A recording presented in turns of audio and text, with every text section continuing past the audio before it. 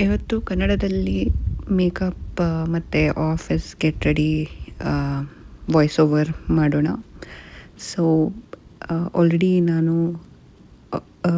Kannada ಮಾತಾಡೋದ್ರಷ್ಟರಲ್ಲಿ 5-6 step ಆಗಿಬಿಟ್ಟಿದೆ. So ನಾನು skin ಕೇರೆಲ್ಲ ಮನೆಯಲ್ಲೇ ಮಾಡಿ ಬಂದುಬಿಡ್ತೇನೆ. ಸೊ ಮೋಸ್ಟ್ಲಿ ನಾನು ಆಟೋದಲ್ಲೇ ಬರೋದು ಹೋಗೋದು ಆಫೀಸಿಗೆ. ಸೊ ಈ ಕಾಂಬಿನೇಷನ್ ನನಗೆ ಟ್ರೈ ಮಾಡಬೇಕಂತ ತುಂಬ ಮೈಂಡಲ್ಲಿತ್ತು. ಸೊ ಇದು ಕೀರೋ ಮಲ್ಟಿಪರ್ಪಸ್ ಬಾಂಡ್ ಸ್ಟಿಕ್.